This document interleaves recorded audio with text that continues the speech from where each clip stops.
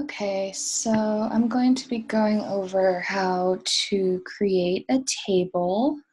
This is kind of a new skill I would say I picked up this week, considering I'm a complete beginner to SQL.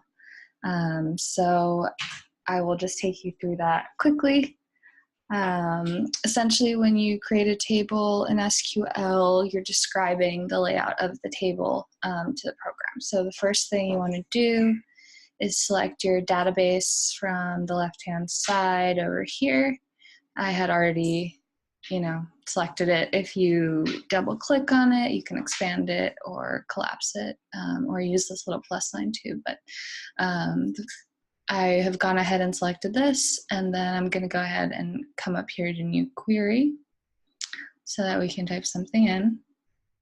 And the first thing you want to do is enter the create table command to actually start describing your table.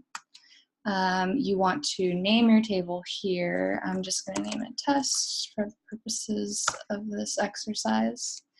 And then I'm going to skip down a line. Our book says that there aren't any formatting requirements as far as writing your code, but I'm just skipping lines so that it reads a little bit better since I'm explaining how to do it. So after you return, you want to actually go ahead and start describing your table's columns. What you're going to type in is a parentheses, and then you want to type the name of the column, followed by the data types of the columns. So the columns can be different data types like characters, numbers, or dates. And then along with that, you're going to want to write the maximum number of characters or digits that the column can store. So for example, say we wanted to make a table just to store people's first names, last names, their zip codes, and their customer key. So those would be our column names. So we want to start typing those in. So for the customer key, I'm just going to do cust key.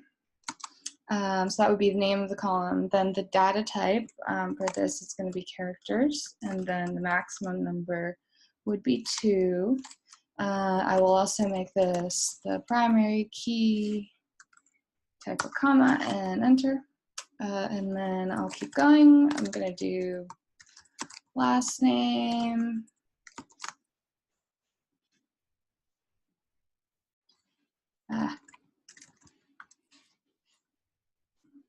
I'm going to do first name, and it's saying it's a character data type. Up to 15 characters can be stored in the column. And then I'm also going to do a zip code,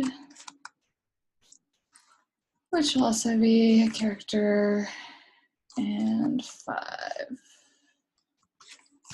And then we want to end, or we want to signal end of command by typing a semicolon. And that's about it. After that, you can actually execute your query, and you should see a message that says commands completed successfully. And what you can actually do is go into the tables.